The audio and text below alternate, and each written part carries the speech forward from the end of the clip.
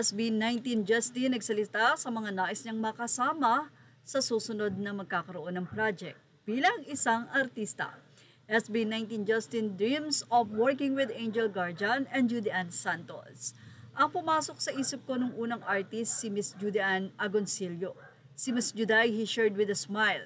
Na-imagine ko pwede kami magkaroon ng eksena na parang ate ko siya tapos papalitan niya ako kasi nag-fail ako sa school. Or papagalitan niya ako kasi nag-fail ako sa school. Pero di niya alam ano pala dahil dinaya ako o binuli ako kaya ako nag-fail. Tapos siya working hard para makapag-aral ako, mga ganyang eksena. He also expressed his interest in sharing more screen time with his sangre co-star and kapuso actress Angel Guardian. Wala kasi kaming legit na eksena pa pero with Angel Guardian mismo. Di pa kami ganong masyado nagkasama talaga na matagal to get to know. Pero yung aura na binigay niya is very mabait. So parang sabi ko, baka pwedeng may something we can work on. Baka kaklase ko siya sa school, he added. Marami naman ang nagsabi na, wow, pwedeng magkaklase.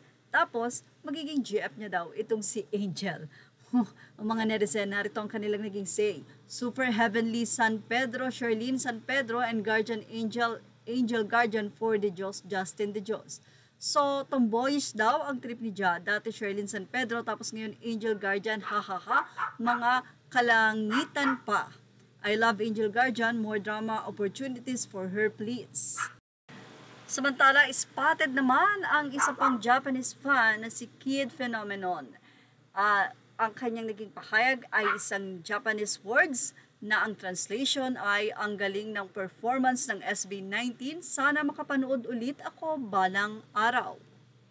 Update naman, SB19 to deliver unforgettable performance at first ever Filipino music. Samantala, isang American YouTuber naman ang nagbigay ng kanyang reaction hinggil sa SB19. Anya about when you see SB19? When you hear SB19, this is what is missing in mainstream music. In mainstream, any kind of media nowadays is they have removed the heart and soul for music. An SB19 single handedly putting the heart and soul like in the music. They restoring our faith in music, that music once again transcends boundaries and divisions and race and all of negative things that want to pull people down in the society. Their music transcends all of that. Their music is unifying. Their music has a powerful message. Their music is very uplifting and very powerful, and it makes you want to have those positive feeling again and makes want to have hope in society and hope in the future again. Because that is the emotion that they want you to feel in music that they creating. They take the time to put the heart and soul back into everything they do, and you can hear it.